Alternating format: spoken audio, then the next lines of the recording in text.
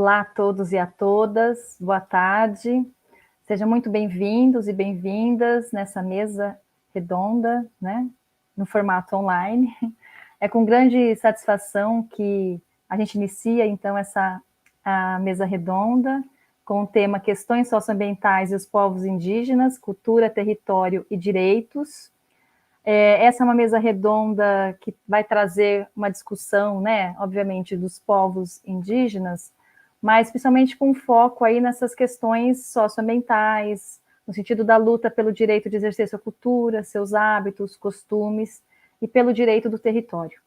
Essa luta, né, é de todos, né, de todos nós, uma vez que se compreende que os povos indígenas lutam não somente por um território que a ele é de direito, mas lutam em defesa de toda a terra, de toda a vida que habita nela. E a gente vai ter representantes da Argentina, que está representando aqui a Carolina, em que as comunidades, na Argentina, as comunidades indígenas passam por uma situação de tensão também, né, entre o reconhecimento jurídico de seus direitos e a sua invisibilidade na agenda da mídia e nas próprias políticas públicas. Essa tensão que projeta no território por meio dos diferentes modelos de desenvolvimento econômico e das reconfigurações políticas e democráticas da região.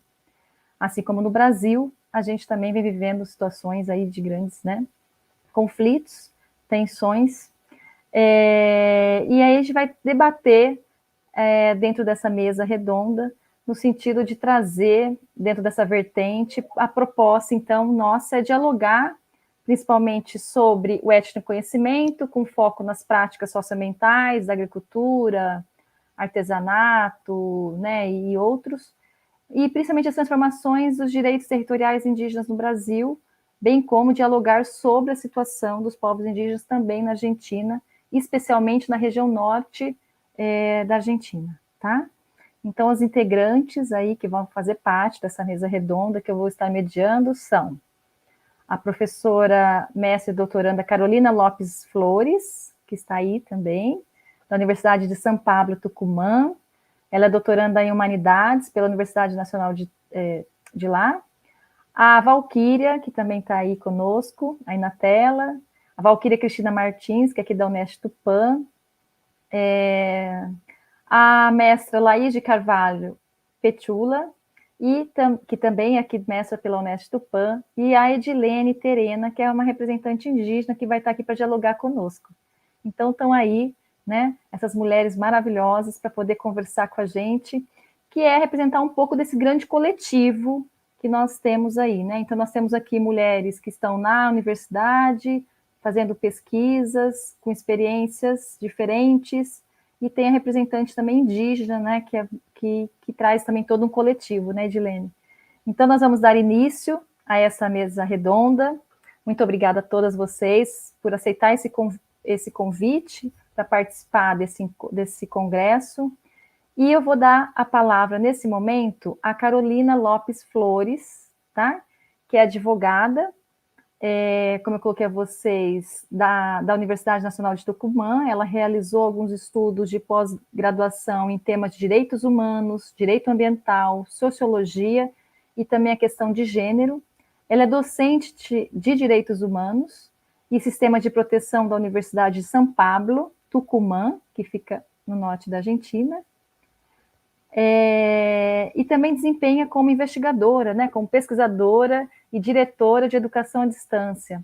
Ela é integrante de vários projetos de pesquisa da Universidade Nacional de Córdoba, do qual eu até tive a oportunidade de conhecer um dos grupos de pesquisa que a gente faz parte, e da Universidade Nacional de Tucumã também. Foi advogada ativista da Fundação Andes, entre outros, né, advogados e advogadas por direitos humanos, estudos socioambientais, e trabalhou também em várias e diferentes organizações territoriais e políticas de promoção aos direitos humanos. A fala é contigo, Carolina, cada um vai ter aqui de 15 a 20 minutos, e ao final, pessoal, nós vamos abrir um debate com todos vocês que estão aí nos acompanhando via YouTube. Muito obrigada, Carolina, contigo. ¿Qué tal? Buenas tardes. Voy a pasar a compartir la pantalla. Cualquier eventualidad que no se vea con claridad, les pido que por favor nos avisen. Vamos acá. Muy bien. He organizado un poco en esta presentación algunas ideas que quería compartir con ustedes, básicamente para aprovechar bien el tiempo, pero también para exponer una situación que están viviendo las comunidades indígenas acá en Argentina, y más allá de las cuestiones académicas o teóricas que podamos analizar o presentar en esta exposición, el objetivo es visibilizar una problemática actual muy grave y que tiene una fecha de vencimiento muy pronta acá en Argentina.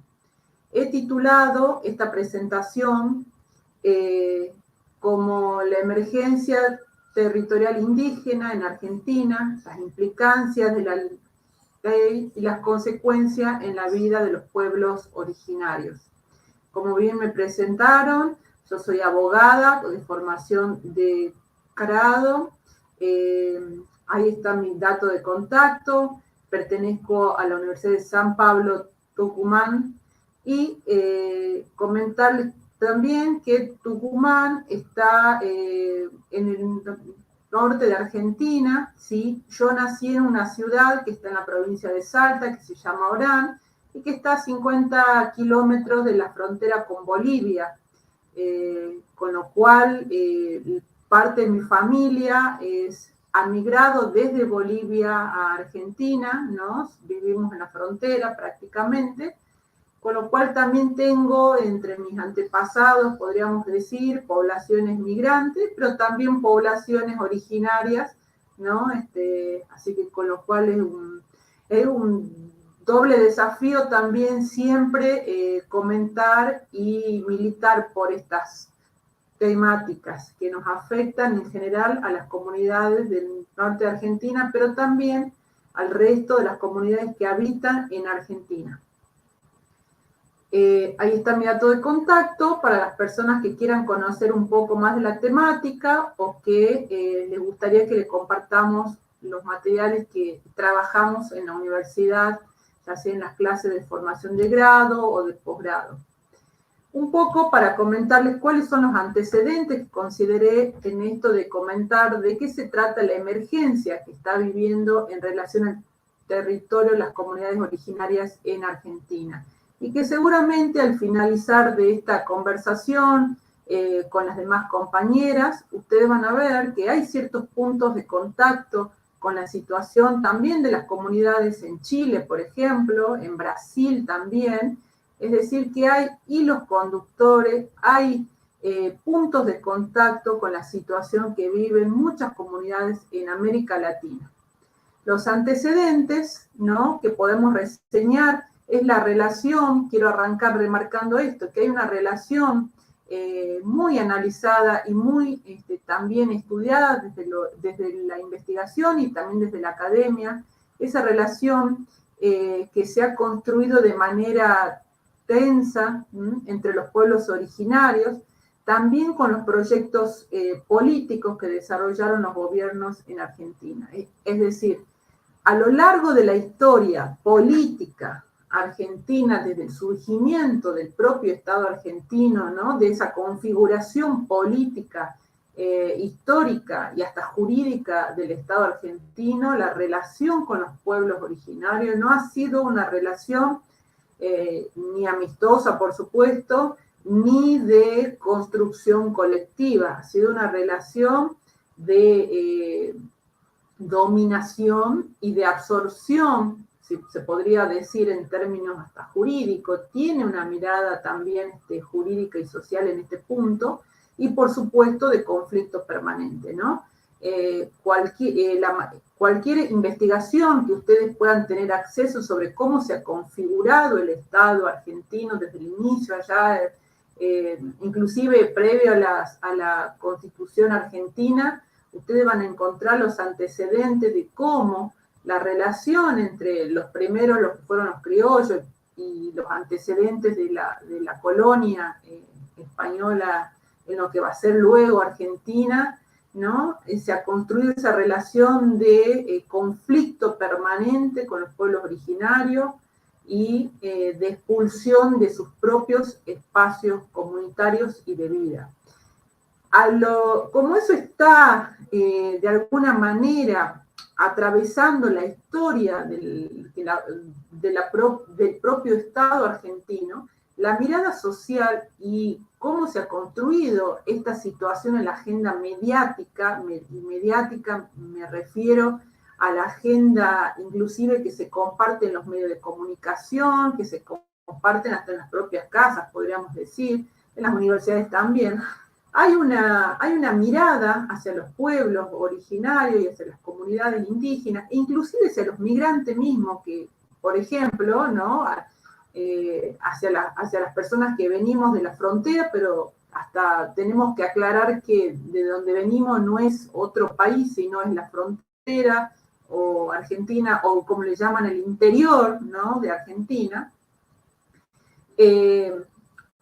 Esa mirada es presentar a las comunidades y a los pueblos como presencias que irrumpen, que incomodan y que de alguna manera desestabilizan cierto orden o cierto statu quo político, jurídico, económico y social, ¿no? Entonces, esa mirada de estigmatización todavía está presente en la sociedad argentina, en la política argentina, por supuesto, y esto tiene un reflejo en el sistema jurídico argentino.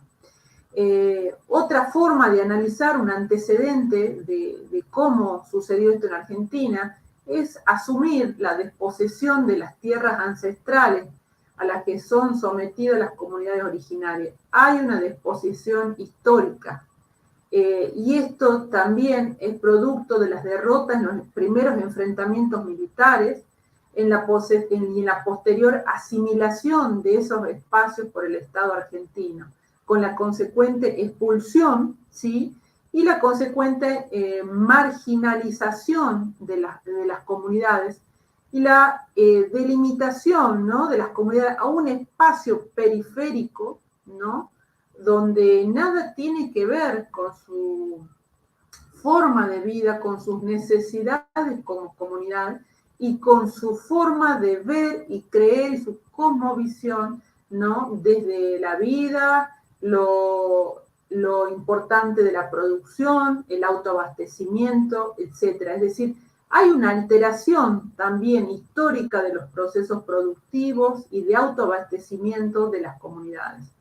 Por supuesto, en esta historia de expulsión, de marginalización, ¿no? De correr los límites a estas comunidades, se han registrado fenómenos como la migración de muchas de estas poblaciones a las villas miserias o a las regiones suburbanas, ¿no? De las grandes ciudades o de las urbes en los que se conoce Argentina como en las villas miserias, que también existen, por supuesto, en Brasil con otras denominaciones y algunas características similares. Esto ha provocado un empobrecimiento, por supuesto, y unas luchas constantes y resistencias también por conservar estas identidades, ¿no? Por no ser víctimas de discriminación y de violencias. Y por supuesto que esto genera una invisibilización y una constante reproducción en los medios de comunicación de los planteos negacionistas sobre la existencia o la supervivencia de estas comunidades. Actualmente en Argentina estamos en un proceso eleccionario, ¿no? Este fin de semana hay elecciones y todavía se escuchan los discursos y los planteos de ciertos partidos políticos y funcionarios que niegan la existencia y la supervivencia de estas comunidades, ¿no? Niegan la existencia como también se niegan la existencia de otras problemáticas. Fíjense en que la comparación que quiero plantear en esto es con la inexistencia también que plantean muchas fuerzas políticas y funcionarios respecto a los crímenes de lesa humanidad cometidos en la última dictadura en Argentina. Hay muchos puntos de contacto con las cosas que se niegan, con los fenómenos y las violaciones de derechos que se niegan. Y sucede lo mismo con la violencia hacia las mujeres también, ¿no? Y hacia otras comunidades en situación de vulnerabilidad. El último censo oficial, ahora ya se actualizan por supuesto estos datos, se habla de que casi más de 1 millón de habitantes en Argentina se reconocen como pertenecientes o descendientes de un pueblo. Por supuesto que estas cifras ya están desactualizadas y el objetivo de esto era reseñar un poco cuáles son los antecedentes macros de este contexto, ¿no? Acá hay un mapa que ustedes pueden consultar, inclusive en la página oficial del gobierno de Argentina, donde da cuenta de cuáles son las comunidades relevadas a la fecha, y hay una distinción que se hace desde lo académico, inclusive desde lo jurídico, al hablar de comunidades relevadas y de pueblos relevados. Y en ambos hay mapas construidos, ¿sí? Como se puede ver acá en este mapa, la dispersión de las comunidades, ¿no? Ya registradas en Argentina. Para continuar un poco, considerando que muchas de las personas que pueden llegar a estar participando de este congreso quizás tienen un panorama alejado o aproximado de cómo se organiza el sistema jurídico en Argentina, y quiero presentarles solo algunas ideas relevantes para que consideren el contexto del sistema jurídico en Argentina, que de alguna manera sostiene, ¿no? esos antecedentes y dan marco, y en algunos casos también hay que denunciar esa reproducción de situaciones de violencia. El sistema en Argentina, ¿sí? Responde a un sistema, por supuesto, de tipo piramidal, donde las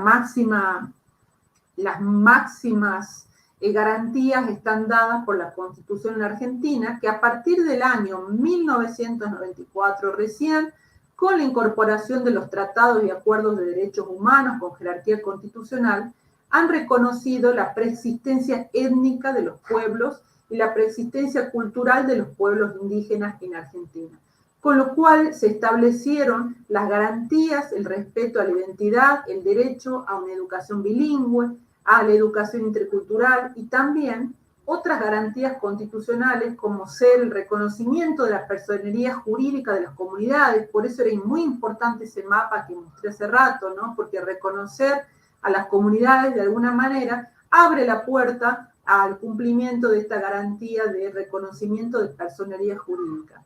Y la Constitución menciona también el reconocimiento de la posesión y la propiedad comunitaria de las tierras que tradicionalmente ocupan, dice. Y este reconocimiento de esta propiedad comunitaria tiene características muy particulares porque tienen que ver con la cosmovisión y las necesidades, ¿no? Y la forma de vinculación de los pueblos con sus espacios, con sus territorios ancestrales, ¿sí? Muy diferente, por supuesto, de las personas que no comprenden, que no viven dentro de lo que sería una comunidad indígena o una comunidad original. Esta garantía que está mencionada en la Constitución es la que se va a vincular con la ley que vengo hoy a comentarles, que está en situación de riesgo. La garantía del reconocimiento de la propiedad comunitaria, que a la fecha en Argentina se cumple de manera parcial y tiene inclusive retrasos en su cumplimiento, se conecta a la necesidad de otra ley que en Argentina a la fecha no existe, que es la Ley de Propiedad Indígena Comunitaria. Es decir, la Constitución habla de que hay un reconocimiento, pero la ley todavía no existe en Argentina. Se ha declarado a partir del año 2006 como una necesidad, ¿no? A los fines de poder hacer ese reconocimiento explícito y expreso, no sea real, operativizar ese reconocimiento, ¿no? Se ha declarado la emergencia en materia de posesión y propiedad, es la ley 26.160. Esa emergencia se ha declarado en el año 2006. Esa emergencia ha permitido, como vamos a comentar más adelante, que no se desalojen y evitar los desalojos de las comunidades de sus propiedades ancestrales. Y esa es la ley que ahora vence su prórroga, vence su vigencia y que pone en peligro, ¿no?, el reconocimiento de la garantía, la real operatividad de la garantía que dice la Constitución en Argentina.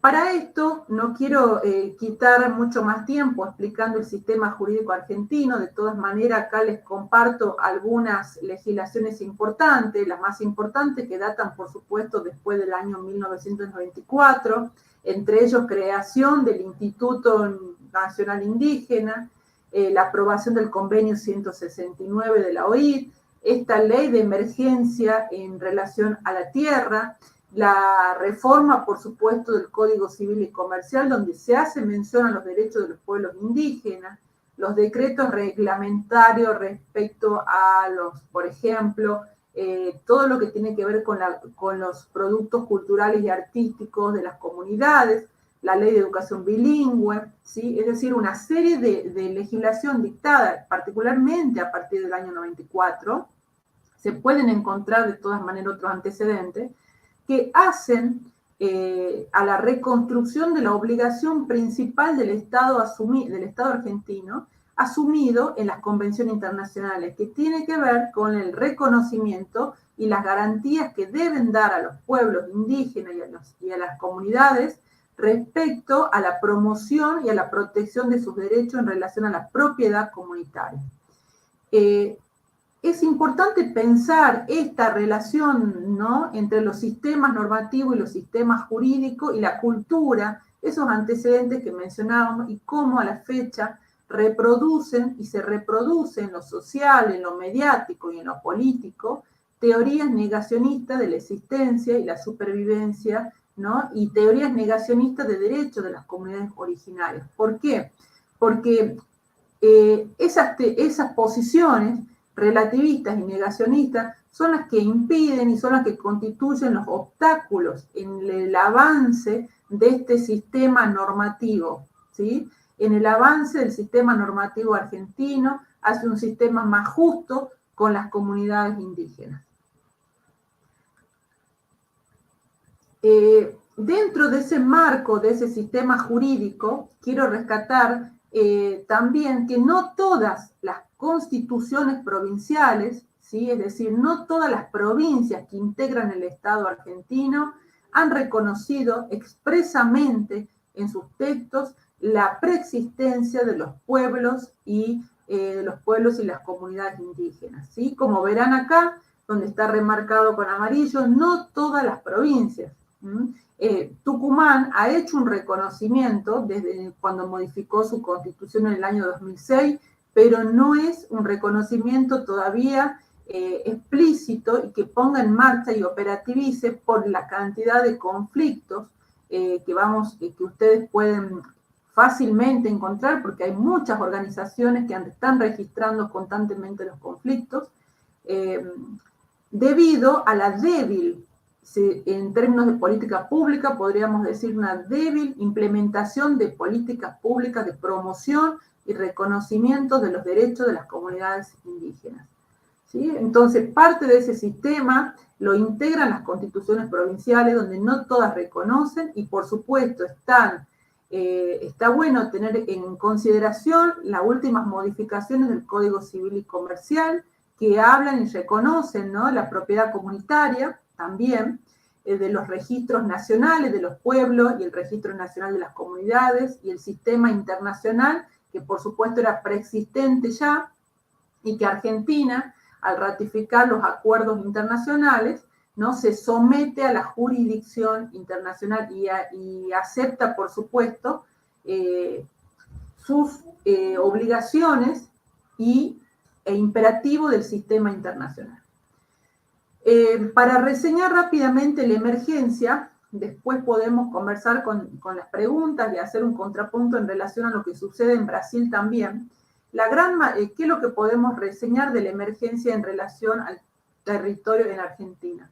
La gran mayoría de las comunidades indígenas no tiene un reconocimiento legal de sus tierras, acorde a las formas de uso y ocupación histórica, tradicional y ancestral.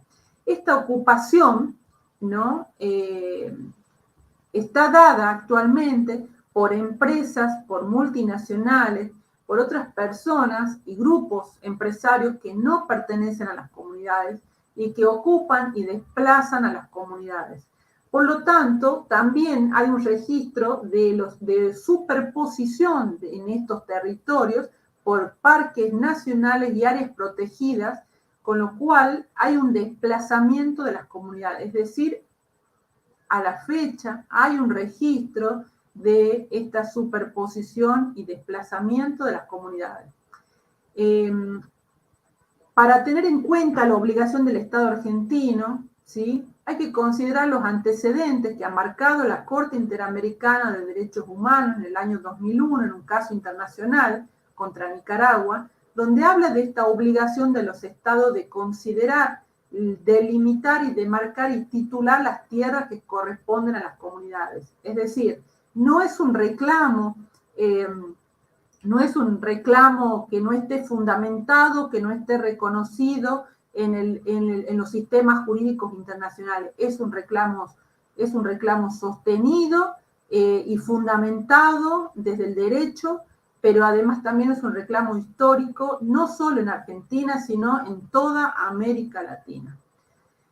Como les comentaba, desde el año 2006, o sea, piensen ustedes, desde 1994, pasaron muchos años en el 2006, e inclusive desde 1850 que surge, que se dicta la Constitución Argentina en 2006, pasaron muchísimos años más.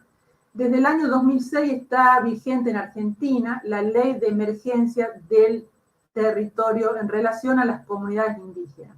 Esta ley tiene por objetivo relevar las tierras ocupadas por las comunidades a lo largo de todo el territorio y tiene por rol fundamental suspender los desalojos de las tierras. Desalojo, es decir, las expulsiones en base a procesos judiciales que realizan otras personas, es decir, utilizando las mismas herramientas del sistema jurídico para desplazar a las comunidades indígenas. Esta ley también establece cómo se van a realizar ese relevamiento. ¿Para qué? Para que este relevamiento sea el antecedente fundamental del reconocimiento de las propiedades, de la titulación, porque esta ley no titula, es decir, no otorga derechos estrictos, ¿no?, de manera expresa a las comunidades, sino que es un relevamiento y establece el procedimiento conforme ciertos principios en los que se involucra particularmente a la propia comunidad en ese relevamiento. El problema de la emergencia, que vengo a plantear y a comentarles hoy, que esta ley de emergencia vence ahora, el 23 de este mes. Es la tercera vez que se prorroga en Argentina. Originariamente, este relevamiento se iba a hacer en 4 años, pero a la fecha ya van 15 años de la vigencia de esta ley y no se ha superado el 45% de la población relevada en Argentina, con lo cual más del 50% de las comunidades en Argentina están en peligro de ser desalojadas porque no han sido relevadas a la fecha. Carolina, sí. Solo para avisarte, 2 minutos. Perfecto, me sirve para plantear las conclusiones y dejar una serie de preguntas. Muchas gracias. ¿Qué significa para las comunidades vivir en un contexto de emergencia jurídica? Nos deberíamos preguntar, porque quizás nosotros no tenemos noción real y vívida en la vida cotidiana de vivir en un contexto de emergencia jurídica. ¿Qué significa vivir en emergencia jurídica?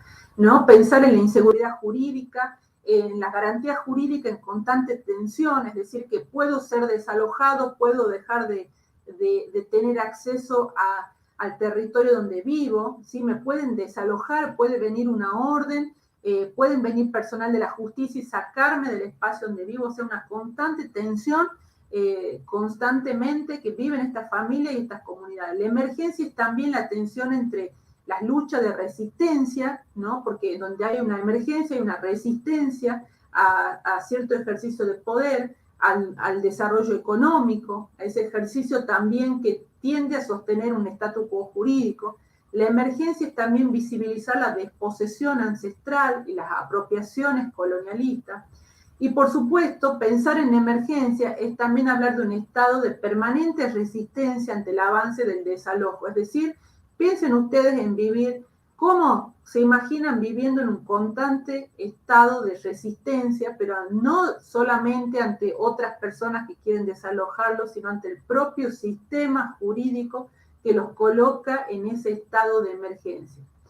Como para cerrar, más allá de la estigmatización, ¿no? Y de pensar que estas comunidades ven en riesgo su derecho a una vida digna, un derecho a la identidad, ¿no? En peligro frente a ese empobrecimiento y la falta de acceso a los recursos, ¿no? Por estas disputas, también es necesario pensar cuáles son las respuestas que siguen dando los estados de derecho, no solo en Argentina, sino en toda América Latina, frente a las protestas o a los reclamos en este contexto de emergencia. A la fecha, las respuestas siguen siendo en mayor medida la criminalización de la protesta, la judicialización de estos reclamos, inmediatamente se judicializa, y, por supuesto, una escalada de violencia simbólica y negacionista, ¿sí? Quizá la posible solución que es urgente en Argentina es la ley de propiedad comunitaria indígena. Muchas gracias y bueno, quedamos hacia el final para conversar y conocer un poco más. Gracias. Muchas gracias, Carolina. Muy bueno conocer un poco, ¿no? De esa discusión sobre lo que ha traído de derecho, de la emergencia jurídica. Bueno, hay muchas cuestiones, ¿no? Para que después hablamos un pouco mais. Muitas graças. Muito obrigada. São questões bem importantes que a gente precisa refletir, que a Carolina nos apresenta aí, mas nós vamos deixar ao final, tá? Então, dando continuidade à mesa redonda, eu vou chamar então a Edilene Terena. A Edilene é professora na Escola Estadual Indígena Índia Maria Rosa, é licenciada em matemática e também fez pedagogia intercultural. Edilene, é um prazer tê-la aqui conosco. Fique agora à vontade, a fala é sua, tá? Muito obrigada pela participação. Boa tarde. Na minha língua é Naqueenoé. Boa tarde a todos. Eu sou Edilene, né? Moro na TI Catu, município de Braúna, interior de São Paulo. A nossa aldeia se encontra no interior de São Paulo. E a nossa aldeia, né, ela é composta de dois povos, a Terena e a Cangangue. Eu sou terena, né, meus pais vieram de Mato Grosso, então nós vivemos numa terra indígena que é dos Cangangue, aí como veio meus pais e começou a família a vir para cá. Eu trabalho na Escola Índia Maria Rosa, ela é uma escola indígena que nós garantimos por direito, né? Depois da Constituição de 1988, nós garantimos a nossa escola, onde trabalhamos a nossa tradição, tanto terena como cangangue. Tem professor cangangue e professores terenos. Então, cada um valorizando a sua cultura, compartilhando essa cultura todos juntos.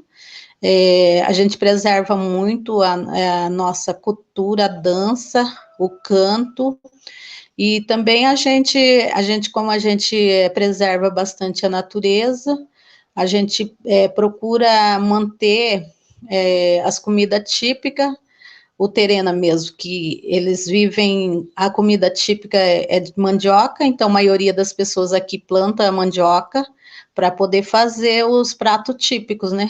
Como o rihi, a tapioca.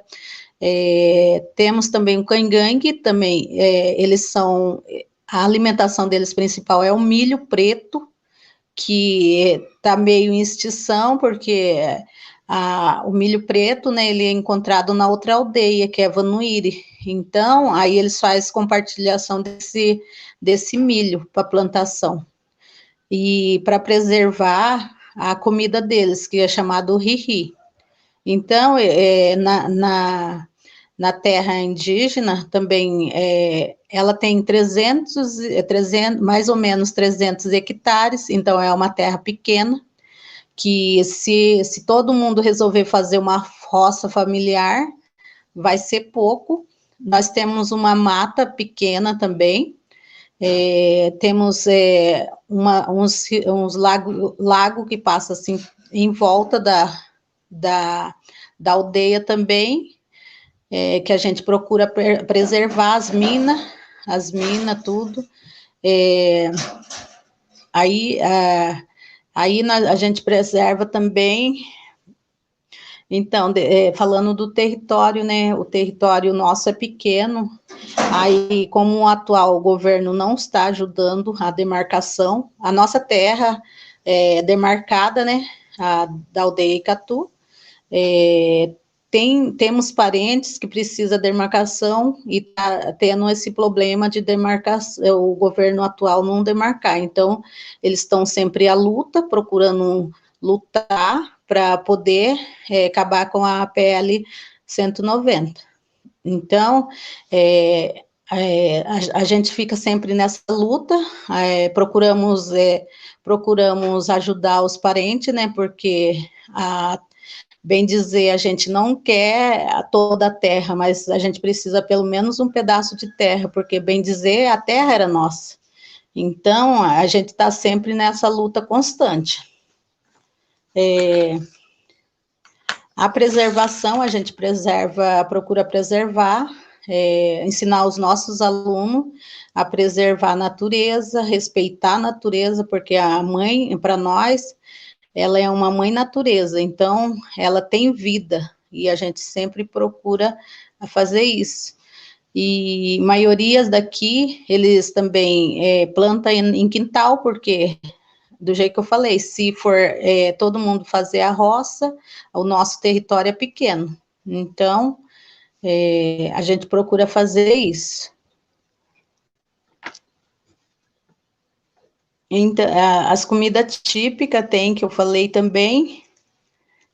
Eu agradeço muito a Valquíria, que convidou eu para participar dessa mesa, para estar falando um pouquinho da minha aldeia, e como tem várias aldeias no estado de São Paulo, no Brasil inteiro tem várias aldeias, então eu falei um pouquinho sobre a TI Catu, onde vive os Terenas e os Cangangue.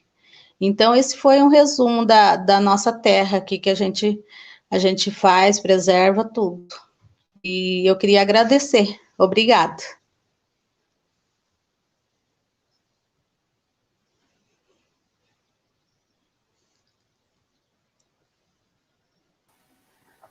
Travou aqui para mim. Muito obrigada, Edilene, Terena. Eu acho que a gente, depois do debate, vai ter várias questões aí, várias indagações, né, e curiosidades também, que eu vi que o pessoal lá no YouTube, no chat, foram colocando, e a gente vai fazer aqui com você também, ao final, desse diálogo, para aproveitar toda a vivência que você traz para a gente, né, a partir do conhecimento de vocês aí, dentro da terra indígena Icatu. Então, eu vou passar agora para Valquíria. Então, nós temos aqui, na sequência, né, a Valquíria. Bom, a Valquíria, né, a gente tem uma relação muito próxima, eu fui orientadora dela no mestrado, então a Valquíria, ela é mestra aqui pela Unesp Tupã, na área de ciências, área de agronegócio e desenvolvimento, na linha de desenvolvimento e meio ambiente, e ela fez um trabalho aí de pesquisa voltado para saberes socioambientais, estudando um pouquinho mais a questão do etnoconhecimento. Além disso, a Valquíria também ela tem experiência, né, no museu, e também ela é educadora no museu aqui da Índia Vanuiri, aqui em Tupã. Valquíria, então é contigo, fique à vontade, aproveite esse espaço, e muito obrigada também por fazer parte aí dessa mesa redonda. Obrigada, professora. Eu quero, primeiramente, agradecer o convite por estar aqui nessa mesa, né?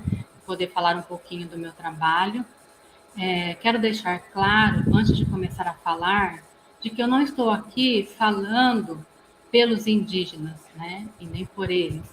Eu vou falar de um estudo que eu fiz na minha pesquisa, que teve que ser, em princípio, bibliográfica, porque nós entramos em uma pandemia e precisamos nos cuidar, né? Entrou o isolamento social.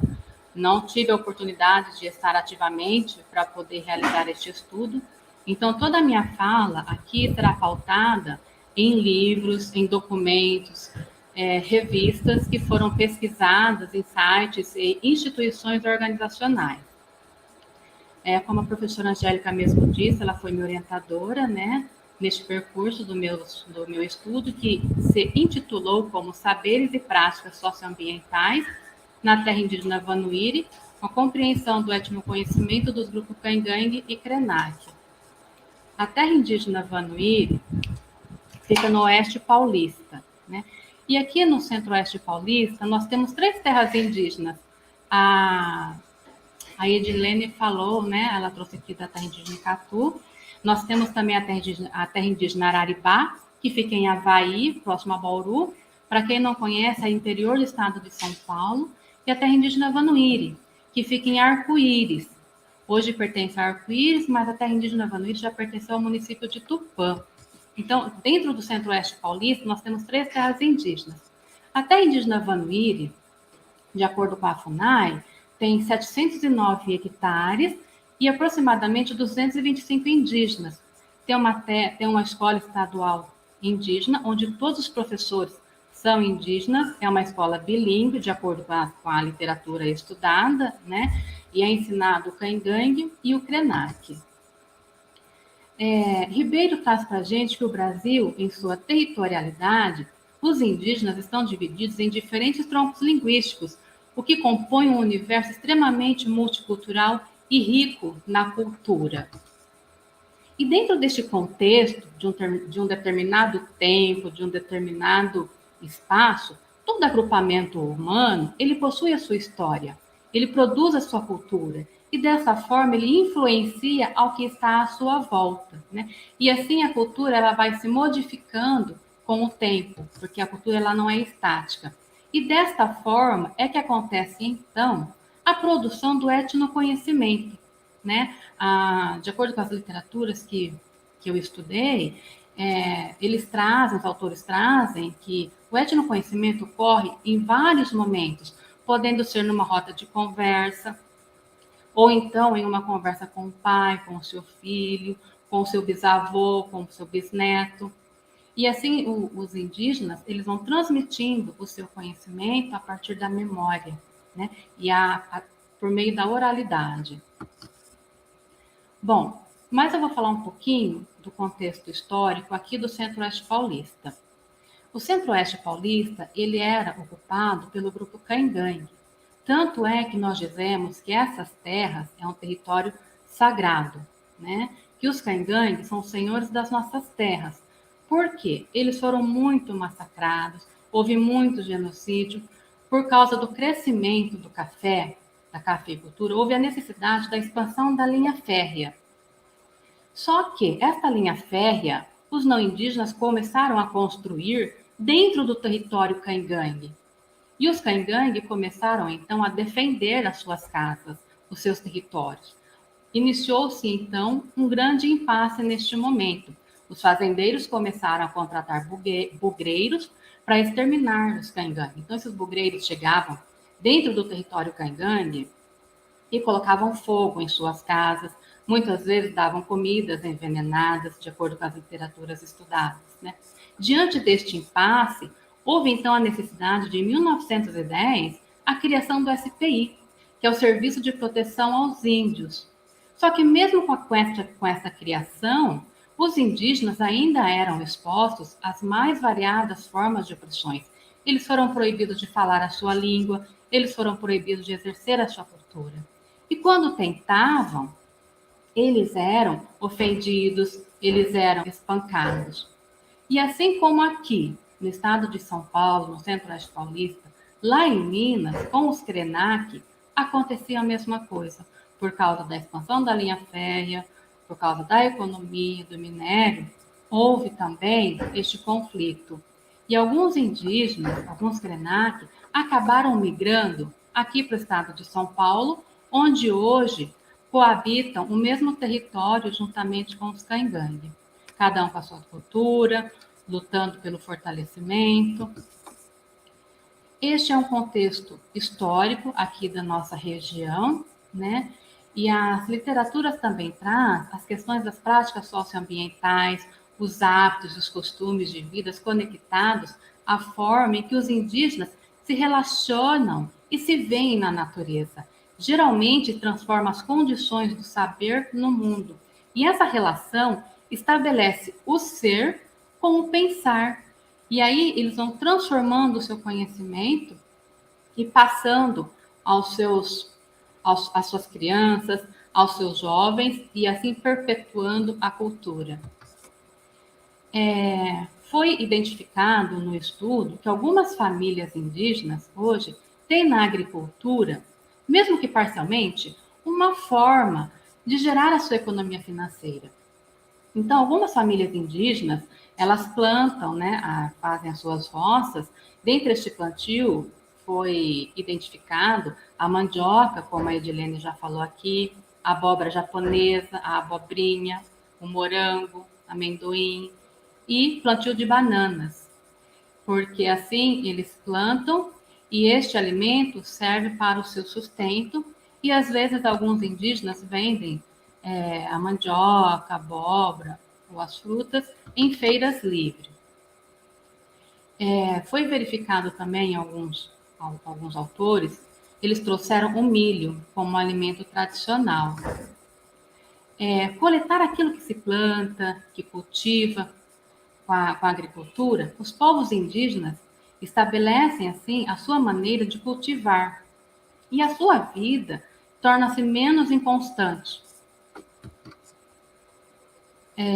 O povo Krenak, por exemplo, aqui na terra indígena Vanuiri, foi verificado através de estudos que a pesca é uma prática tradicional da sua cultura. Portanto, o rio faz parte da sua memória. É onde ele transforma o seu conhecimento e passa para os mais jovens. Só que em algum determinado tempo do ano, eles não podem pescar. Então, a mesma lei que diz que os indígenas têm o direito de exercer a sua cultura, essa mesma lei proíbe um determinado tempo dele não poder pescar. E os indígenas, nós sabemos que a relação deles com a natureza, com o meio ambiente, é completamente diferente da nossa. Eles respeitam, eles sabem o momento certo de fazer ou não alguma coisa. Também foi observado a questão dos artesanatos. O artesanato também é feito para venda, o que gera uma renda para o seu sustento e também uma forma de fortalecer a cultura. A matéria-prima, algumas delas, são retiradas da própria terra indígena, como verificado em algumas literaturas, né, daqui na terra indígena Vanuiri. E quando eles vão retirar, eles não retiram sem a consciência. Muito pelo contrário. Quando vão fazer um colar ou uma pulseira, as sementes que são feitas, estes colares ou essas pulseiras, são sementes que muitas vezes eles esperam cair no chão para poder colher e fazer o seu artesanato para poder vender. É isso que eu trouxe para vocês. Quero agradecer mais uma vez. Muito obrigada, professora. Oi. Muito obrigada a você, Valquíria.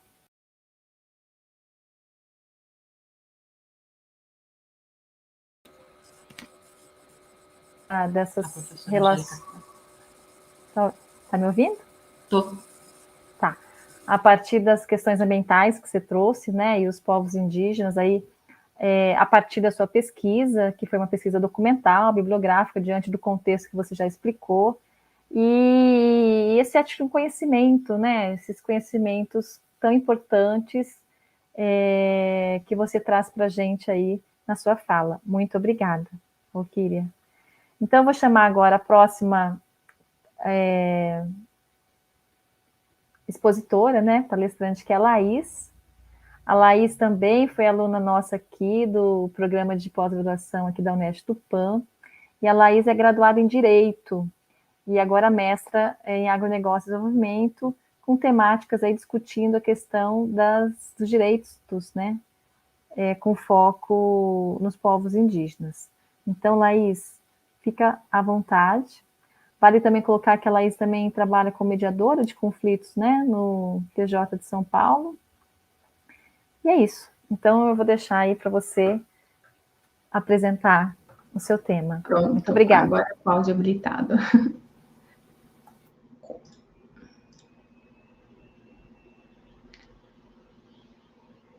Bom, estou compartilhando a tela. Se houver algum problema, peço que me comuniquem.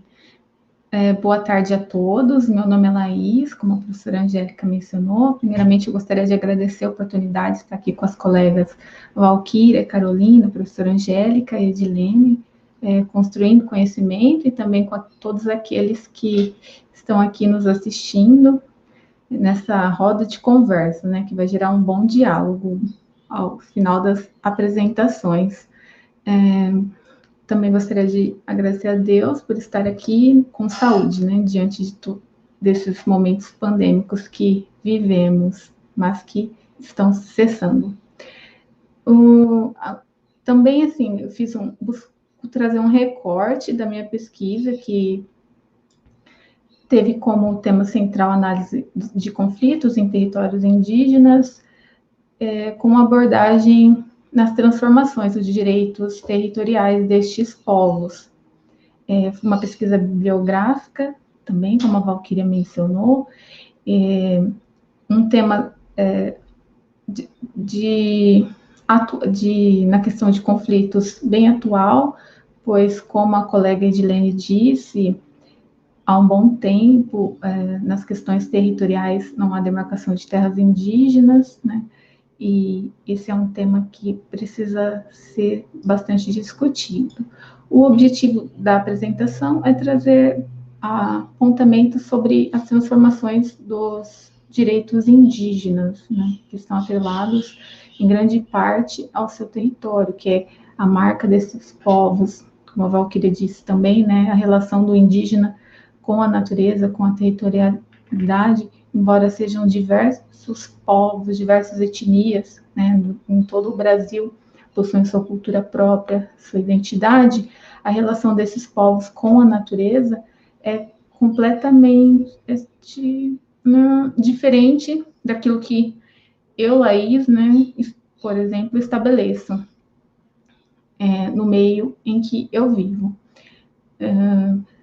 Os autores que eu busquei base para pesquisa foram Carlos Alberto Maresi e Manuela Carneiro da Cunha, né? E também, entre outros, mas para essa apresentação são as referências. E eles abordam, assim, nos diversos conflitos que hoje há sobre territórios indígenas, reconhecer que há uma transformação desses direitos, que esse reconhecimento dos territórios indígenas não é algo recente, embora, assim, a Constituição Federal seja um marco, mas os direitos dos povos indígenas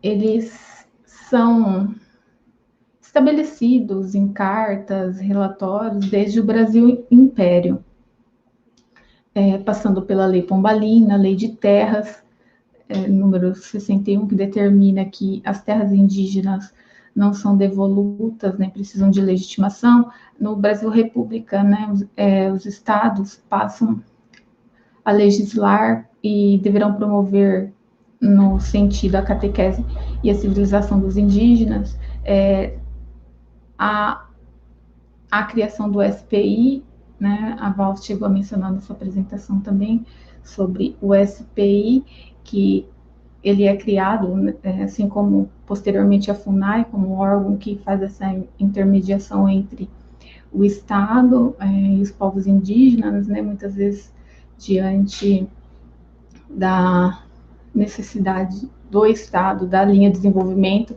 que se seguia.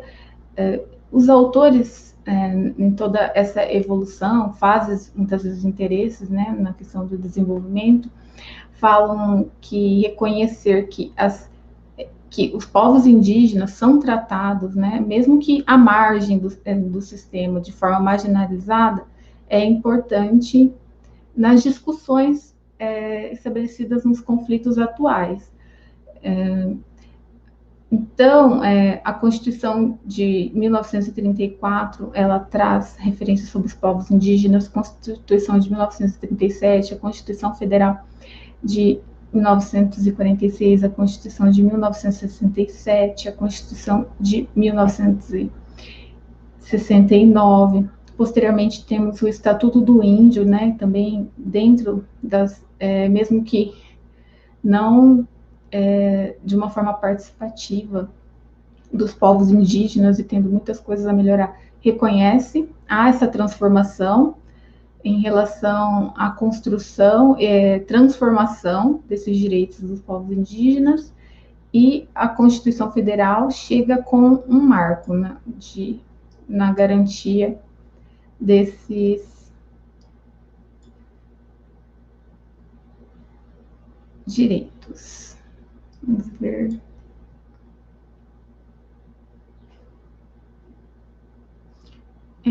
Com a Constituição Federal, né, ela é uma inovação no sentido de trazer um capítulo próprio para os povos indígenas, em seus artigos 231 e 232 da Constituição Federal. Então, pela primeira vez, né, garante-se também uma legitimação dos povos indígenas de entrar em juízo, de não ter garantindo a sua capacidade civil postulatória dentro de um ordenamento jurídico. A Convenção de 169 da OIT é a primeira convenção internacional sobre povos indígenas e tribais. Em 1990, a FUNAI passa para a alçada do Ministério da Justiça, né? Aí dentro das questões legislativas, né, também tem as questões de governo, administrativas, que interferem diretamente na condução dos movimentos e garantias desses direitos dos povos indígenas. Assim, o decreto número 22 altera o decreto 945 e estabelece uma possível consulta, uma prévia ou possível protagonismo dos povos indígenas no processo de demarcação.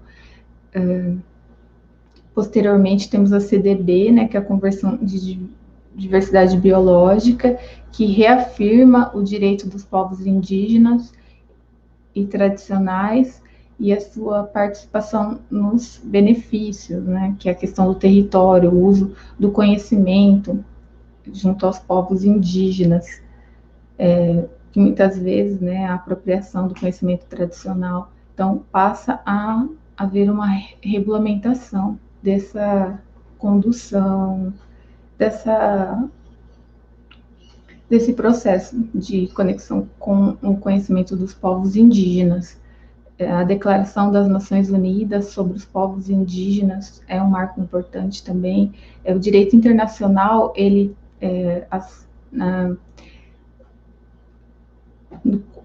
as questões do qual o Brasil é signatário, né, se tornam parte muito importante na garantia, na busca pela efetivação de direitos dentro do território brasileiro. Posteriormente, o PNGAT, que é o decreto 7747, né, vem também como um marco na questão de legislações que fazem referência aos povos indígenas. Dentro das legislações, como mencionei, as medidas administrativas de governo têm bastante interferência nas ações que são tomadas, né? A falta de políticas públicas ou a regulamentação de decretos que buscam não fortalecer o reconhecimento desses direitos, interferem bastante as medidas de governo em si, né? Então, em 2012, destaca-se uma portaria da AGU, né, que visou impedir novas demarcações de terras indígenas fossem feitas. Entra-se também, posteriormente, né, na discussão do marco temporal, que atualmente voltou a se tornar alvo, né, dentro do processo de discussão, e que tem trazido movimentos políticos e também dos povos indígenas contra essa medida. Com relação às questões administrativas, em 2017, há outro parecer, né, geral da União, que estabeleceu a eficácia desculpe. Em 2016, né, a Declaração Americana sobre os Direitos dos Povos Indígenas, da Organização dos Estados Americanos, e o parecer em 2017, dentro das questões administrativas, ao parecer geral da União, que restabeleceu a eficácia da portaria da AGU, né, vedando a ampliação das demarcações de terras indígenas. Em 2018, o MPF concluiu um parecer da AGU sobre a manifesta nulidade do parecer normativo e, entre outras medidas, né, em 2019, houve as questões sobre a permanência da FUNAI no Ministério da Justiça e da Agricultura. E em 2020 volta, como eu mencionei, a questão do marco temporal, né, que é um tema que ganhou ainda mais força no ano de 2021. Como a Edilene disse, né, ela está no território demarcado, mas existem muitos outros colegas indígenas, outras etnias, grupos, que ela não mencionou conhecer, que ainda não têm o seu território demarcado, e desde 2019, janeiro de 2019, nenhum outro território foi homologado, declarado, né, diante do processo estabelecido, no âmbito que todo o processo ele corre dentro da parte administrativa da FUNAI, né, sendo homologado pelo Poder Executivo. Outro ponto, né, que também está em pauta dentro dessas questões da PL 490 e 200 de 2007, que posteriormente vira a PL 6818 de 2013, e que também ela faz referência à PEC, todas estão interligadas por estar relacionadas à PEC de 2015, né? De certa forma, juntaram os temas para uma única discussão, que se for aprovado, prejudica de forma histórica tudo que até o momento foi construído de maneira positiva junto aos povos indígenas, né, que vem sendo atacado constantemente em relação ao direito ao seu território. O marco temporal, fazendo uma breve síntese, porque é um tema bem amplo, né, que poderia ser discutido em uma aula inteira, ele busca defender que o processo de demarcação dos territórios indígenas só ocorrerá em territórios que estivessem sendo ocupados, né, quando a Constituição foi promulgada em 5 de outubro de 1988.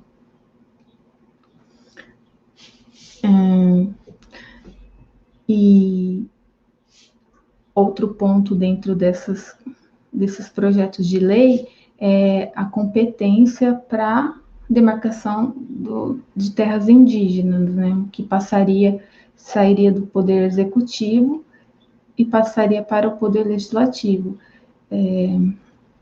Nesse sentido, também há diversos relatórios de juristas, constitucionalistas, defendendo a inconstitucionalidade dessas questões, né, tanto do marco temporal quanto da questão da competência para a demarcação de terras indígenas.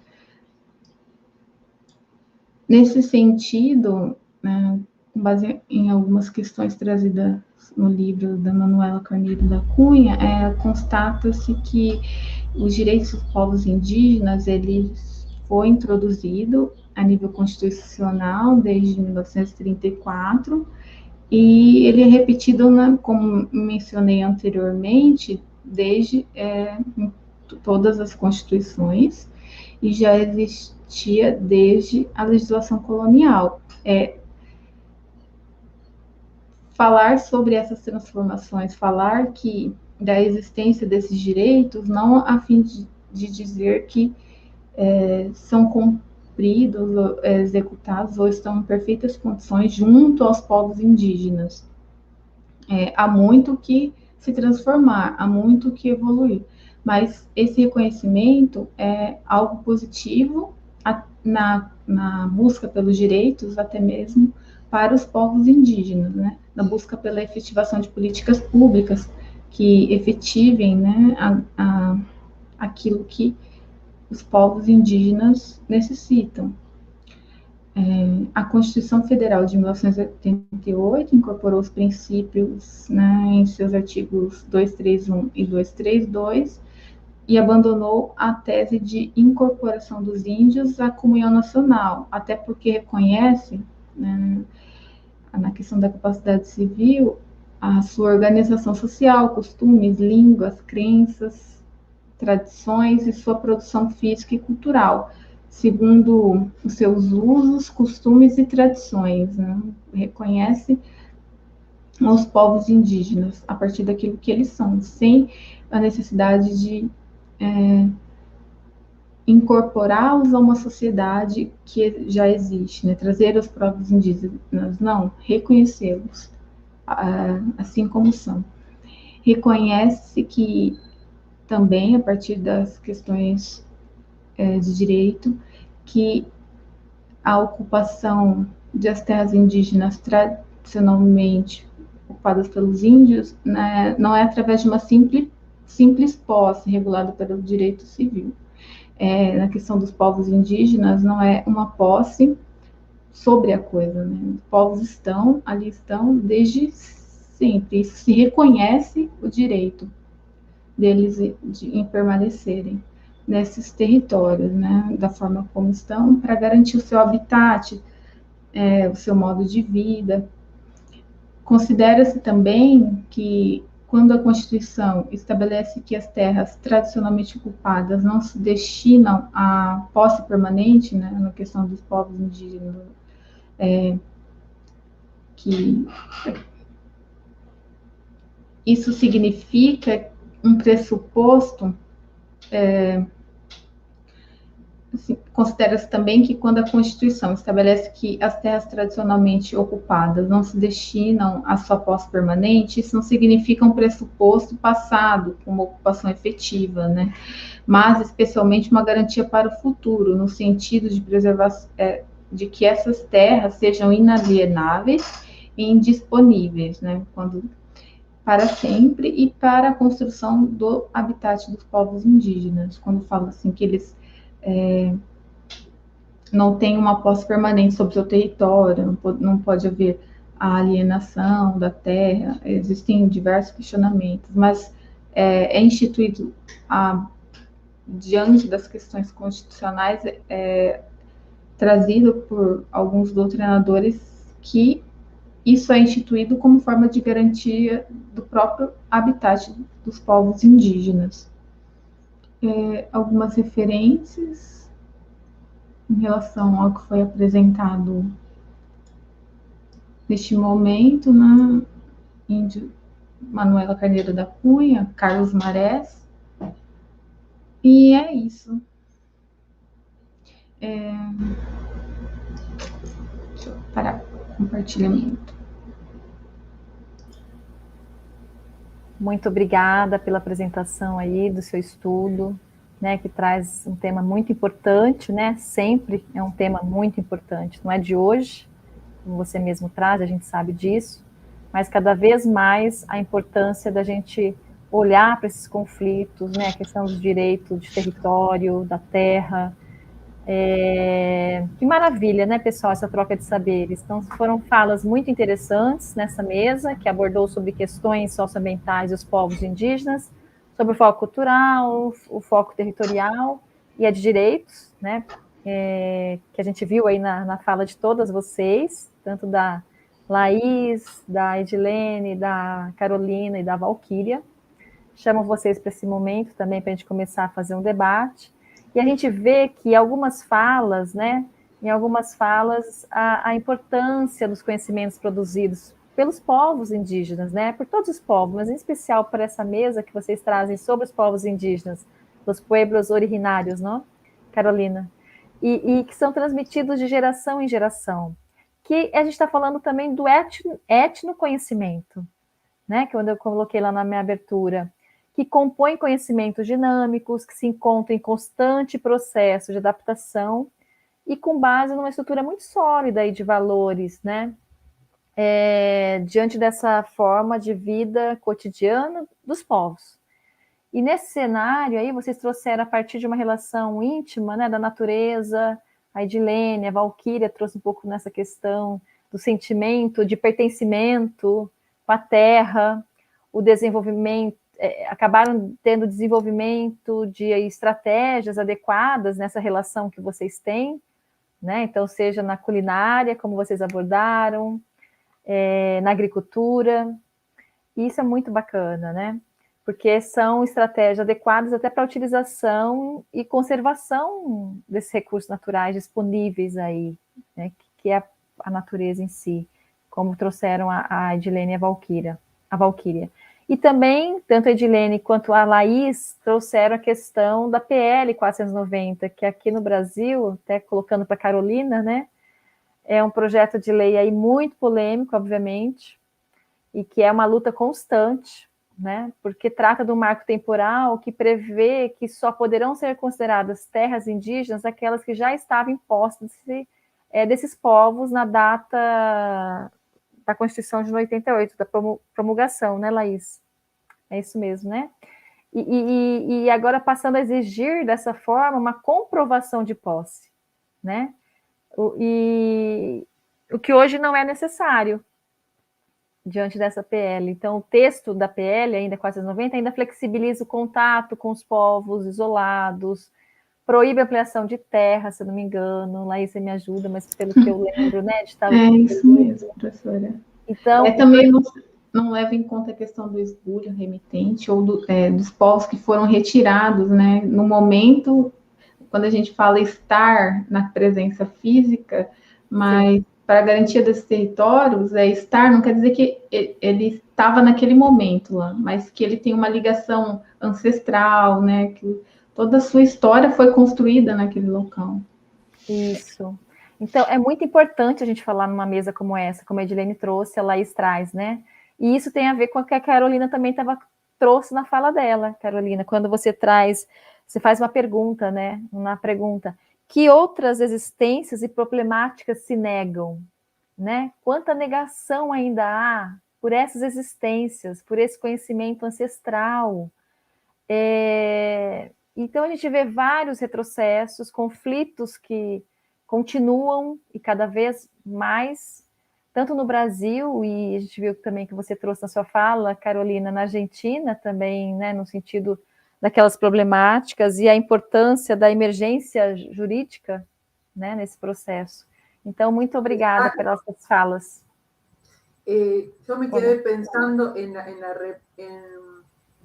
en cómo la compañera Thais ya presentó su esquema también jurídico, como en Brasil, si bien hace mucho tiempo esto de alguna manera está regulado, antes que en Argentina, por supuesto, cómo también los sistemas políticos representan obstáculos a ese desarrollo jurídico y de garantías, porque de alguna manera, si hay antecedentes desde hace tanto tiempo que se están reconociendo los derechos, o sea, cuáles son los obstáculos actuales que pueden ver, o sea, qué es lo que actualmente impide o obstaculiza, por ejemplo, que la población o las comunidades gocen de esas garantías que se reconocieron ya hace muchos años en Brasil, que Argentina todavía, digamos, es nueva, entre comillas, en relación a esas garantías. As garantias, sim. Tem razão. Então, aqui, John. Então, vamos começar o debate, porque nós já temos várias perguntas. Eu vou começar pela primeira pergunta para a Carolina, e depois eu passo a outras questões para a Edilene, e aí a gente vai fazendo esse bate-papo entre nós. E eu gostaria de deixar muito à vontade, tá? Nós temos 30 minutos ainda para discutir aí, se alguém quiser complementar depois, vocês podem tomar a palavra, tá? Então, a primeira pergunta que a gente vai fazer aqui, quem fez foi a Marta Jeane Machado Torres, lá no YouTube. A pergunta é, como os povos indígenas se organizam para exigir implantação de políticas públicas favoráveis às suas maneiras de ser e estar neste mundo? Que tem a ver com a existência. Carolina, se quer falar. E depois fica aberto também, Edilene, tá? E outros.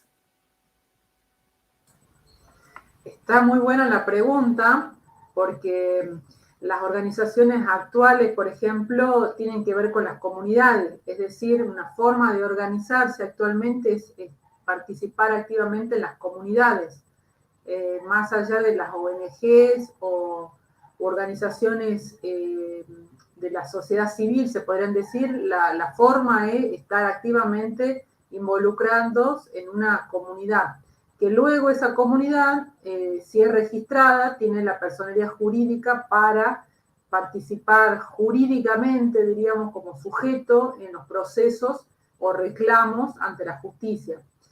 Pero ante el poder ejecutivo, ya no en términos judiciales, sino en términos, por ejemplo, políticos, más del poder ejecutivo o en reclamos de la agenda mediática, por lo general las personas se organizan en grupos, en organizaciones, participan activamente en protesta, en marcha. Hay una red de organizaciones en Argentina y que lamentablemente en este tiempo han sido muy cuestionadas, mal cuestionadas, porque se ha desviado el foco de atención por las situaciones que se vivieron de violencia, por supuesto, no estamos diciendo que no haya habido violencia, en el sur de Argentina y que están conectados, por supuesto, con muchas de las protestas o reclamos que están sucediendo actualmente en Chile. O sea, no son situaciones aisladas, ¿no?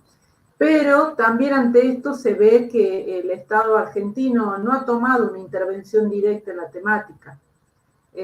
Quizás evaluando la oportunidad política, quizás evaluando el momento, pero es una constante que puede verse en Argentina, que si bien se reconocen los derechos, o sea, por lo menos desde los gobiernos peronistas, podríamos decir, otros gobiernos no han hecho el mismo reconocimiento político, pero no hubo intervención directa para apuntar a políticas fuertes, digamos, ¿no? De alta intensidad, como sería tomar intervención directa en las problemáticas y resolverlas de alguna manera.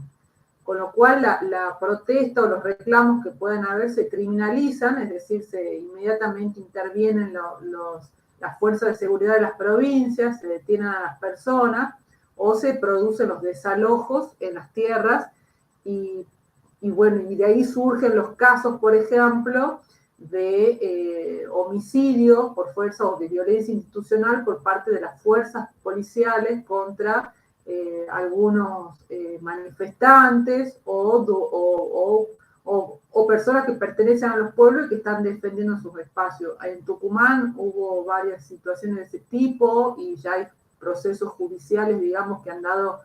que han castigado de alguna manera ese accionar de las fuerzas de seguridad y también de particulares, pero no es todavía una situación que, digamos, conmocione de alguna manera al poder político, ¿no? Creo que tiene que ver con que no lo ven en la centralidad, sino en la marginalidad de la minoría, de seguir considerando a las comunidades como minorías.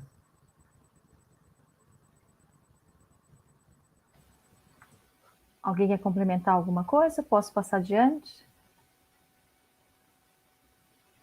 Bom, vou passar para a Edilene, tá? Edilene, se você puder falar um pouquinho agora, vou pegar algumas perguntas que foram mais relacionadas à questão, até para você falar um pouquinho da escola. O Educativo de Avanuíri colocou isso, para você falar um pouquinho sobre a escola, e aí teve duas perguntas relacionadas à escola que eu vou fazer para poder juntar, tá? Que são... Espera aqui. Edilene, a Lilian Budaibes colocou o seguinte: como foi trabalhar a parte educacional dentro da escola indígena durante a pandemia? E ainda a Letícia, ela complementa dizendo: existe entre alguns povos iniciativas de educação infantil escolar? Como os terenas veem essas iniciativas na educação infantil escolar? Então, para você falar um pouquinho da escola, para falar como é que foi durante a pandemia e a questão da educação infantil.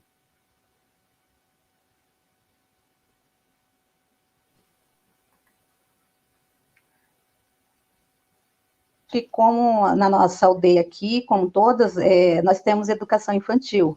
E na matriz curricular, né, ela garante essa aprendizagem da valorização da cultura. Tipo, temos saberes indígenas e também temos língua indígena, porque aqui é terena e cangangue, então trabalhamos as duas línguas.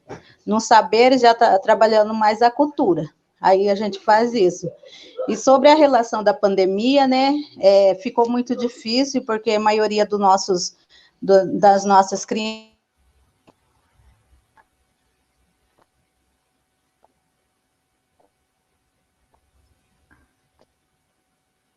Aqui a gente não está ouvindo vocês. Edilene, aqui a gente não está ouvindo.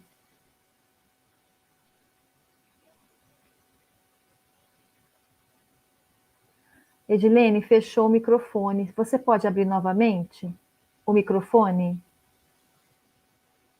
Eu acho que ele fechou Tá. sozinho aí. Isso. A gente não estava te ouvindo, tá? As últimas palavras, a última frase. Você ia falar da pandemia.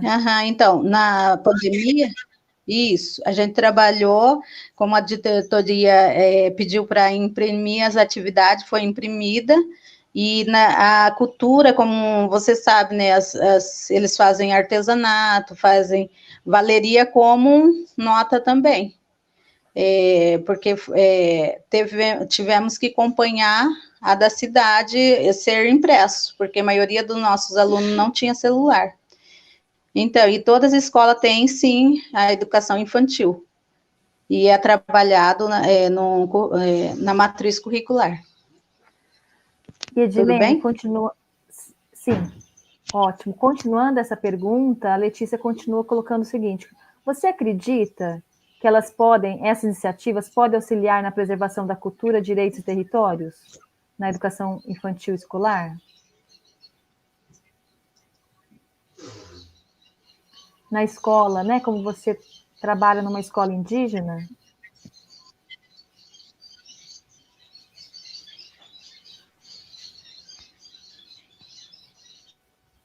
Edilene, você me ouviu?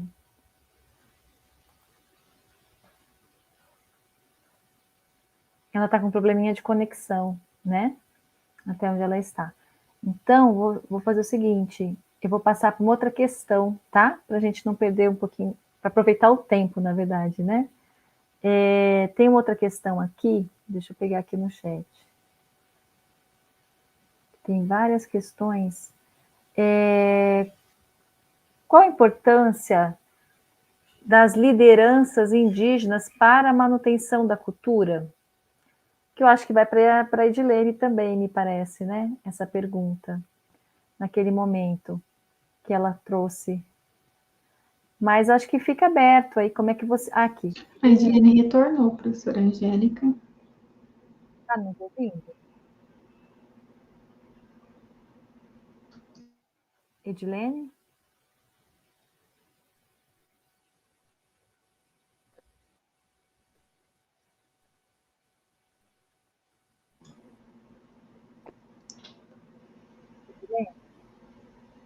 O microfone Ainda está desativado.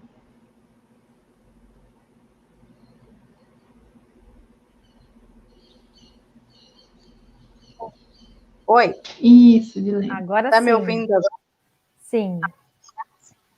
Ah, tá.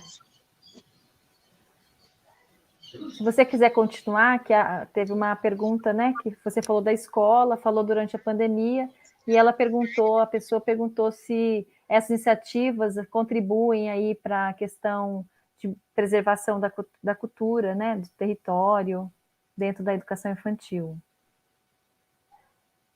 Me ouviu?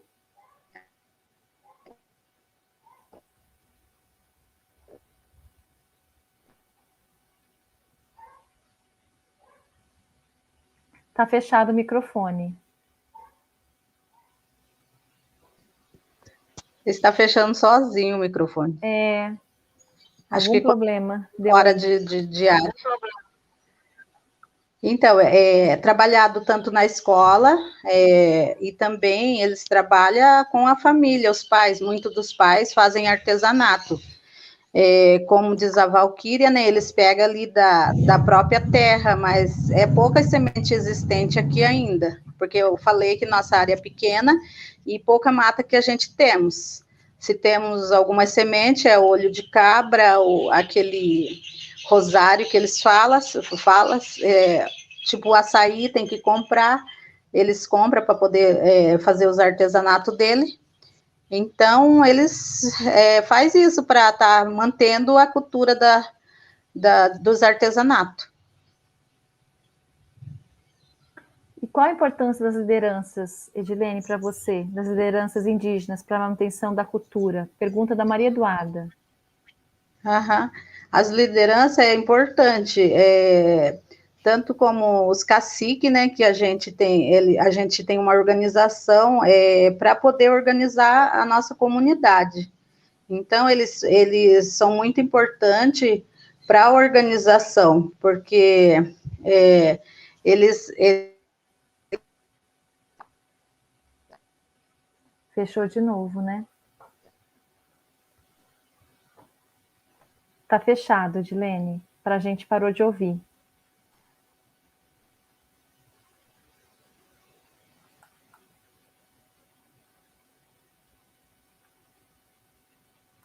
Tá fechado. É o sinal, a hora que você cai o sinal, ele desliga o microfone. Então, é de grande importância as lideranças, porque todos onde a gente vai, né, tem que ter um líder. Então, sempre temos o cacique, temos o pajé, que mexe mais sobre o espiritismo, tudo. A gente tem pajé na aldeia, temos cacique,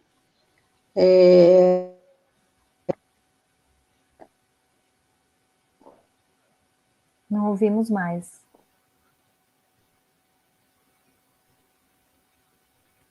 Fechou de novo.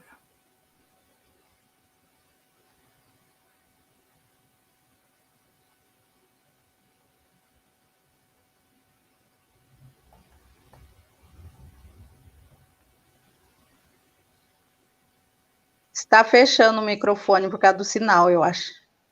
Sim. Você quer finalizar? Deu para ouvir sobre Você estava falando que tem um cacique. Tá. Isso, temos cacique, temos o pajé, a nossa aldeia tem isso aí, e do jeito que eu falei, né, que temos dois povos, temos cangangue e terena, e os terena preservam o cacique, mas assim, já os cangangues, eles são um grupo de pessoas para poder fazer o canto para os que já foram, né? Então, já o terena tem o pajé. Tem diferença dessa cultura. Sim, obrigada. Eu vou fazer uma pergunta para a Valquíria agora, que também apareceu lá no chat, Valquíria, que é em relação ao seu trabalho. A Judivalda perguntou, em sua pesquisa, você utilizou a história de vida, trabalhou com registro de oralidade? Em algum momento você observou ou registrou narrativas? Se sim, fale um pouquinho sobre isso. Toda a pesquisa, ela foi bibliográfica, né? Foi por vídeos postados em instituições, em órgãos governamentais, na verdade, eu não pesquisei sobre o uso de plantas, eu não encontrei registros que falassem sobre isso. Sim. Até você colocou na sua exposição, você trouxe para a gente que estava só em fontes documentais, né, que não foi possível devido à pandemia. Na verdade, o trabalho da Valquíria até tinha essa parte, né, da gente poder buscar, mas infelizmente, né, com a pandemia a gente teve essa restrição.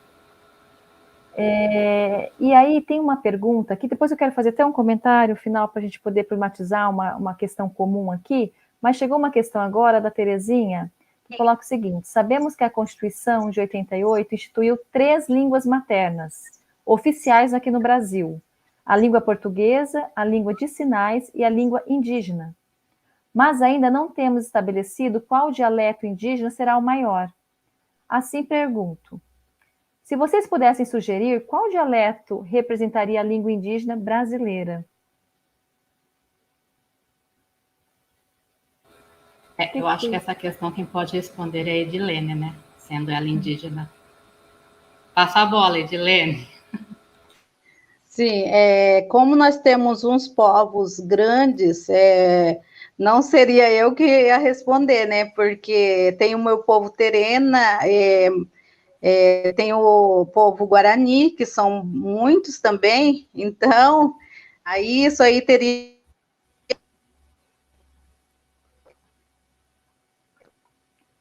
Não estamos te ouvindo, Edilene.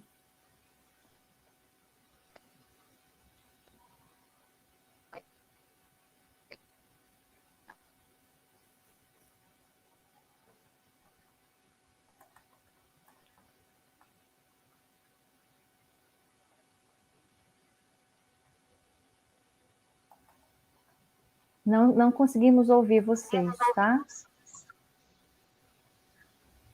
Tá ouvindo? Agora sim. Pode continuar. Então, como nós temos vários povos, várias etnias, né? Então, não seria eu que iria responder, porque tem os povos, tipo Terena, maior em Mato Grosso, tantos Guarani também, que tem a toda parte no Brasil, então não seria viável responder.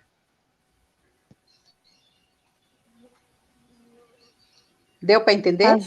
Sim, sim. Até é interessante isso, né? Porque quando a gente fala em dialetos, né? Eu sei que tem aí uma problematização que a gente já viu em alguns trabalhos, não foi, Valquíria, que você pesquisou, no sentido de não são dialetos. E aí tem aqui a Maria Angelita da Silva, que traz isso também aqui na fala dela, que as línguas indígenas são línguas dotadas de epistemologia e cosmovisão, que é um tronco linguístico e não dialetos, né? Nós chegamos a ver alguns conteúdos, eu acho, nesse sentido aí no trabalho da Valquíria, que falava das línguas, até pela diversidade, né, que há desses povos dentro dessas cosmovisões aí mesmo que a Maria Angelita trouxe aí no chat. Muito obrigada, Maria Angelita. É uma problematização aí que é feita, né, até para a gente poder refletir sobre isso. Mas obrigada. Pessoal, em relação, Carolina, também, a que você trouxe da Argentina e como você trabalha com direitos humanos, né, principalmente, como é que quais são os desafios maiores? Você trouxe muitos desafios, muitos conflitos e etc., né, que a gente ainda tem que se deparar, mas dentre eles, como é que você elencaria hoje, diante de alguns retrocessos, seja no Brasil, né, nos países que você apontou, além da Argentina? Porque a gente está vendo muito esses retrocessos, né, diante desse contexto que a gente está. Diante desses tantos desafios, quais deles você acha que é o maior ou os maiores desafios para hoje, né, para a atualidade, dentro do contexto das questões de direitos humanos e os povos originários? La situación la situación que viven las comunidades en relación al COVID y la pandemia creo que ha sido generalizada en todo en todo el mundo, pero afectó de manera particular, por supuesto, a los pueblos y a las comunidades indígenas. En Argentina hubo mucho revuelo en relación también a lo que sucedió con el tratamiento, ¿no? Cómo se abordó esta temática en los pueblos y en las comunidades. No solo también en los pueblos indígenas, sino también en las comunidades que estaban por fuera de lo que serían las urbes o los centros de poder, sino cómo se abordó la temática, cómo se intervino en la temática, porque de alguna manera el aislamiento, o sea, de estar separado de todo lo que significaba, o con la vida paralizada hasta que se resolvía de alguna manera la situación del COVID, tuvo efectos diferentes en una comunidad, en una ciudad urbana, que en las comunidades o en los pueblos indígenas. Entonces, en Argentina sí hubo muchas manifestaciones y protestas, digamos, vía redes sociales, y se visibilizaron varios casos también a través de los medios de comunicación, particularmente en las fronteras, por los conflictos en relación al acceso a la salud, a los medicamentos, al sistema de salud, quienes tienen más o quienes tienen menos derechos en relación a eso. Entonces, pero es una constante, digamos, creo que en Argentina la situación del reconocimiento es el punto central, ¿no? Del asumir que tenemos raíces, que tenemos antepasados, que existían estos pueblos y que de alguna manera estamos vinculados a estos pueblos, es un desafío. Y es tan importante, piensen ustedes, esta situación de no reconocimiento que se vuelve hasta central en los discursos educativos, en los discursos políticos, en las propias escuelas. Todavía cuesta que las maestras, los profesores, los maestros hablen del 12 de octubre en otros términos que no sean de colonialidad, ¿no? O hablen el 12 de octubre a los fines de reivindicar la preexistencia de los pueblos indígenas. Entonces, este año, por ejemplo, hubo muchas también manifestaciones públicas de gente que negaba justamente el 12 de octubre la preexistencia de los pueblos. Entonces yo creo que es constante la tensión todavía que se vive, pero creo que es un marco político latino de negación entre... creo que suena antiguo hablar de ideología ya de derecha y de izquierda, o de centro, pero sí creo que está correcto hablar de ideologías que niegan derechos más que de derecha o centro derecha, etcétera, ¿no? Entonces, eso creo que es lo peligroso, que ese discurso que uno cree, ese discurso, esa forma de ver el mundo, de interpretar, de discriminar y de violentar, no se ha ido, no tiene perspectiva de irse, digamos, de América Latina. Por el contrario, se sigue reproduciendo y se reproduce de maneras muy inteligentes, en el sentido de que en las nuevas generaciones cala ese discurso negacionista, ¿no? Entonces los candidatos de hoy tienen discursos bien negacionistas, por ejemplo, de lo que significa el conflicto por las tierras en el sur. En el norte poco se visibiliza, pero ya vemos que es un mapa que está plagado de comunidades o pueblos, pero desde lo político se oculta eso, ¿no? Entonces, en los discursos políticos negacionistas suma votos, suma puntos, manifestarse en contra de eso. El tema es que esos candidatos o candidatas tienen votos reales, y los que los votan son jóvenes y adolescentes. Entonces creo que eso es lo peligroso y es el gran desafío, es de alguna manera compartir, o que el discurso, o que la visión, la forma de entender el mundo con justicia, con perspectivas de derechos humanos, llegue a estas franjas etarias que no vivieron quizás la época de la dictadura, o no tienen esa conciencia como en carne propia de lo que significa, ¿no? La negación de los derechos, porque tampoco son parte de un pueblo o de una comunidad vulnerada, y quizás eso es lo que falta en la construcción de la empatía colectiva.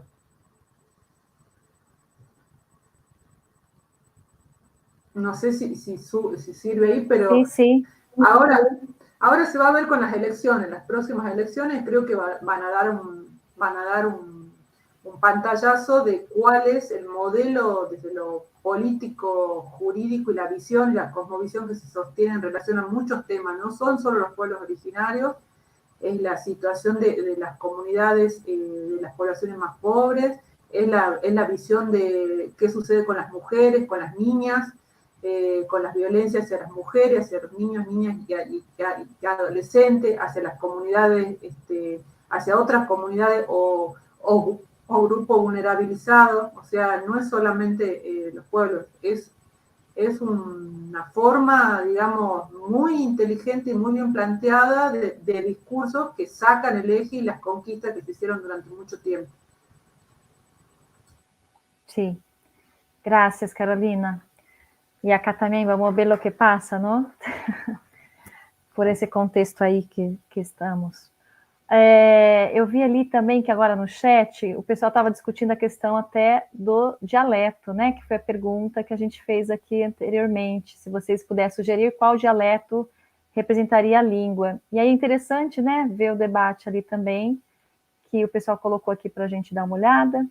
E aí a Tereza até coloca que dialeto significa conjunto de marcas linguísticas de natureza semântica lexical,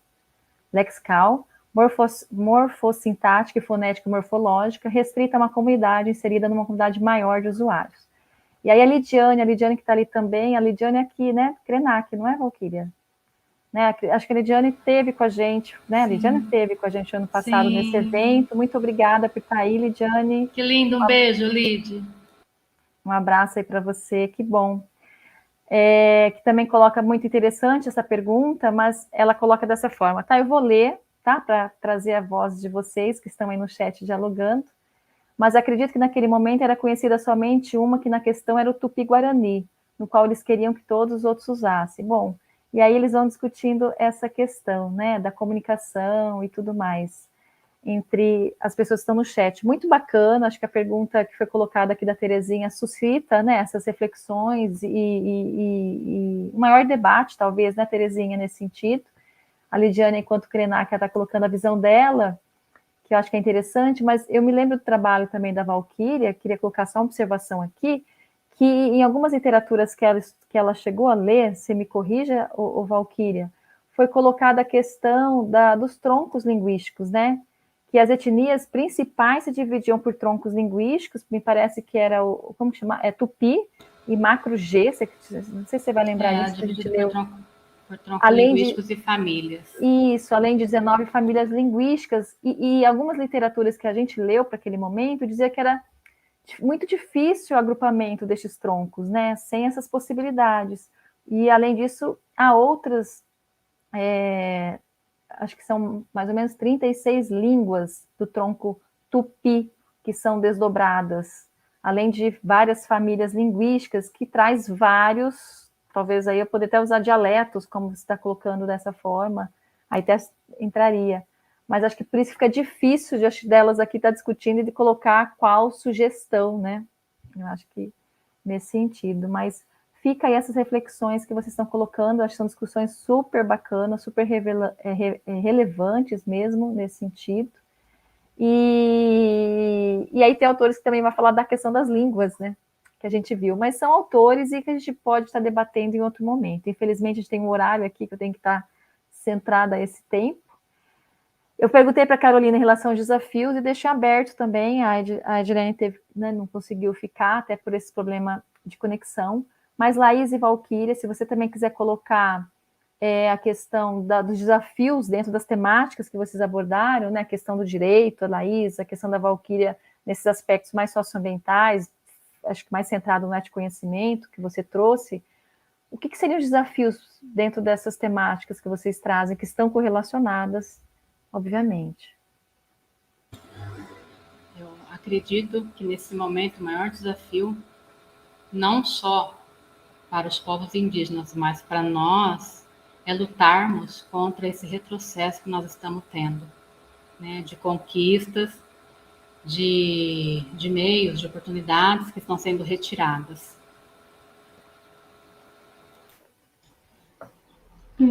Eu concordo com a Valquíria, né, essa questão de retrocessos cada vez mais em relação aos povos indígenas e também dentre outras minorias, né, que lutam pela efetivação dos seus direitos, mas especificamente com relação aos povos indígenas, acho que um grande desafio é aumentar, assim, na construção legislativa, aumentar cada vez mais sua representatividade, pessoas que realmente os representem na construção de leis e efetivação de leis dentro do Congresso. Acho que é isso.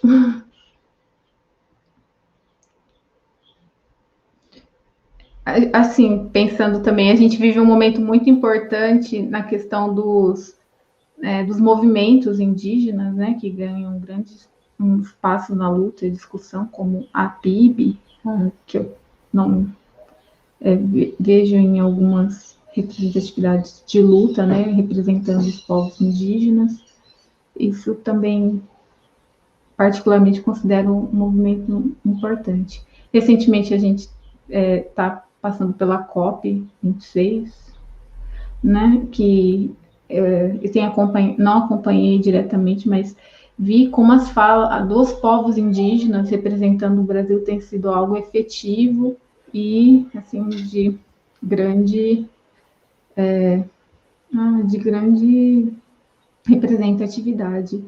Esse é um movimento importante também. Obrigada, Laís. Então, eu vou ter que fazer aqui o papel de fechar a mesa redonda, né, devido ao horário. Eu acho que são questões que não estão fechadas, tá, pessoal? Até a própria Carolina trouxe várias questões no final da sua fala, né, Carolina?